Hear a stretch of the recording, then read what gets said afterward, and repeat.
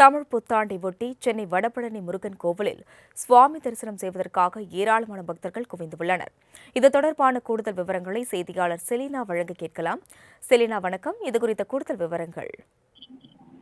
சித்திரை 1 தமிழ் புத்தாண்டை முன்னிட்டு தமிழ்நாடு முழுவதும் இருக்கக்கூடிய கோவில்களில் சிறப்பு தரிசன ஏற்பாடு என்பது செய்யப்பட்டு பக்தர்களின் வருகை என்பது அதிகமாக இருந்து வருகிறது. சென்னையை பொறுத்தவரையிலும் முக்கிய கோவில்களில் இன்று சிறப்பு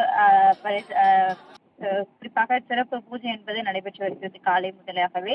அந்த வகையில் இன்று காலை சென்னை வடபழனி முருகன் கோவிலில் காலை முதலே பக்தர்களின் கூட்டம் என்பது அதிக அளவில் இருந்து வருகிறது. சிறப்பு அபிஷேகம், அதே போல சந்தன காப்பு அலங்காரம் மற்றும் மகா தீபாராதனை உள்ளிட்டவை நடைபெற்று வருகிறது. நீண்ட வரிசையில் காத்திருந்து பொதுமக்கள் சாமி தரிசனம் செய்து வரக்கூடிய காட்சிகளை நாம் நேரலில் பார்த்து வருகிறோம். கோவில்கள் உள்ளே வரக்கூடிய பக்தர்களுக்கு 100 ரூபாய் டோக்கன் வரிசையும், அதே போல சாதாரண தரிசனம் செய்யக்கூடிய வகையில் ஏற்பாடு என்பது செய்யப்பட்டிருக்கிறது. அனைத்து வாயில்களிலும் காவல்துறை பாதுகாப்பு என்பது போடப்பட்டிருக்கிறது.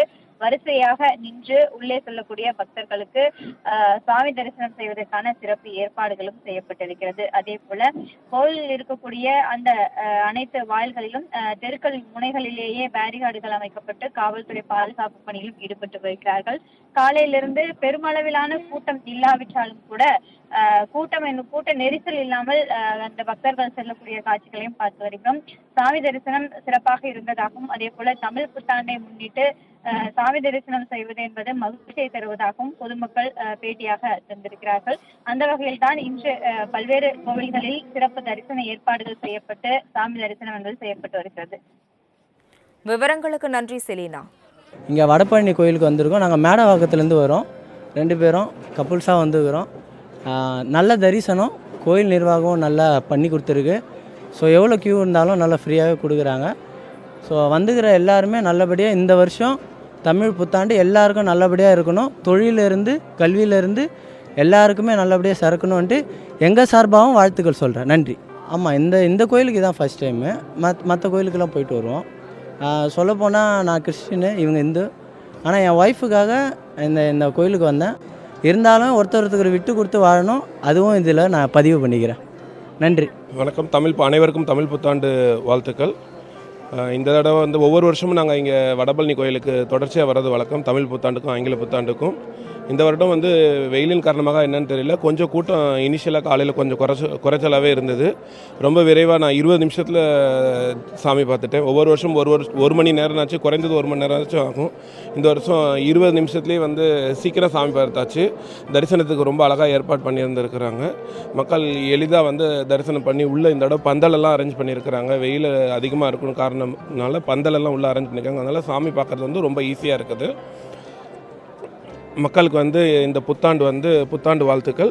இந்த புத்தாண்டு நல்ல வளத்தையும் மகிழ்ச்சியையும் தொழில் முன்னேற்றத்தையும், ஏன்னா போர் பதற்றத்தினால தொழில் முன்னேற்றம் எல்லாரும் யோசிக்கிறாங்க. தொழில் முன்னேற்றத்தோட நல்ல வளர்ச்சியை நோக்கி இருக்கணும்னு அனைவருக்கும் இந்த புத்தாண்டாக இறைவனை வேண்டிக் கொள்கிறேன். நான் மக்கள் இந்த தடவை இன்னொரு விஷயமாக ஜனநாயக கடமையை ஆற்ற வேண்டிய கடமை இருக்குது. நமது வாக்கையும் நம்ம திறம்பட செலுத்திடுவோம். நன்றி, வணக்கம். நான் வாரம் கோயிலுக்கு வரேன். இந்த செவ்வாய்க்கிழமை அன்னைக்கு வருவேன், இல்லை வெள்ளிக்கிழமை அன்னைக்கு வருவேன்.